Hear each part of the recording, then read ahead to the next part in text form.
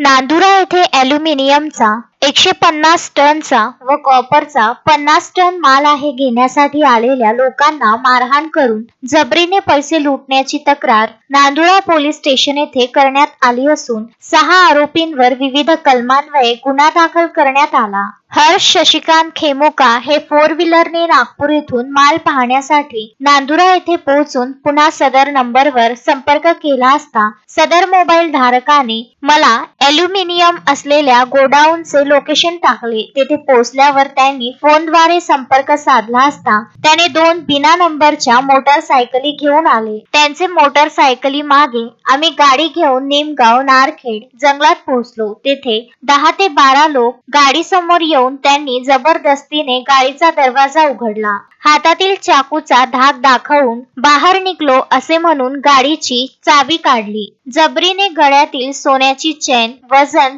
3 तोळे किंमत 2 लाख रुपये, हाताचे करंगडीतील सोन्याची अंगठी हिरा असलेली किंमत 2 लाख रुपये, करंगडीच्या बाजूच्या बोटातील सोन्याची अंगठी पन्ना असलेली किंमत 1 लाख रुपये, नगदी 15,000 रुपये, फोन पे वरून 40,000 रुपये त्यांच्या मोबाईलवर ट्रान्सफर केले। विवो कंपनीचा मोबाईल किंमत 20,000 रुपये, युनियन बँकेचे डेबिट कार्ड, आधार कार्ड असा माल जबरीने चाकूचा धाक दाखवून काढून घेतला। तेव्हा हर्ष खेमुका यांच्या जवळून 3 ते 4 लोकांनी चाकूचा धाक दाखवून गळ्यातील सोन्याची चेन वजन 3 तोळे किंमत 2 लाख रुपये, पॉलिश कंपनीची मनगटी घड्याळ 20,000 रुपये, ॲपल कंपनीचा मोबाईल किंमत 1 लाख रुपये, एक अँड्रॉइड मोबाईल किंमत 10,000 रुपये, फोन पे वरून 5,000 रुपये ट्रान्सफर करून घेतले। असा एकूण दोघांचा मिळून 9,10,000 रुपयाचा माल जप्त केला।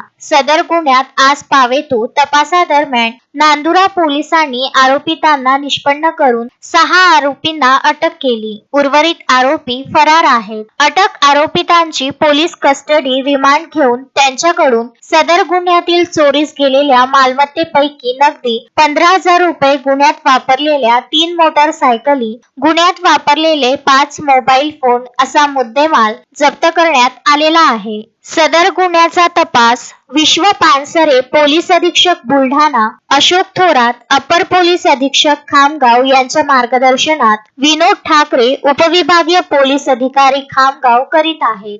दिनांक 30/9/24 रोजी पोलीस स्टेशन नांदुरा जिल्हा बुलढाणा येथे फिर्यादी राजेंद्र कुमार अग्रवाल वय 55 वर्ष, धंदा व्यापार, राहणार plot number 5, Jeevanchhayanagar road, Padole hospital समोर, नागपूर यांनी पोलीस स्टेशन नांदुरा येथे रिपोर्ट दिली की नांदुरा येथे ॲल्युमिनियमचा 150 टनचा व कापरचा 50 टनचा माल आहे व तो माल पाहिजे असल्यास संबंधित दलालाचा संपर्क नंबर दिला होता त्या समोरच्या गुन्हेगार लोकांनी। आता याशी संपर्क करायला सांगितला आणि संपर्क करून त्यांना नांदुरा हद्दीमध्ये निमगाव नारखेड ह्या जंगलामध्ये त्यांना बोलावलं आणि अक्षरशः त्यांना धाक दाखवून त्यांच्या अंगावरचे दागिने, त्यांच्याजवळचे चेन, हिऱ्याच्या अंगठ्या, सोन्याची अंगठ्या असा जवळपास 9,10,000 रुपयाचा माल जबरीने त्यांनी छिनून नेला।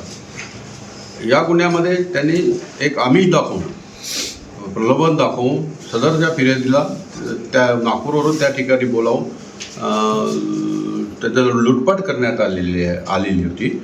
या अनुषंगानं पोलीस स्टेशनला पोलीस स्टेशन नांदुरा येथे अपराध नंबर 563/24 कलम 310(2) भारतीय न्याय संहिता प्रमाणे गुन्हा दाखल करण्यात आला होता।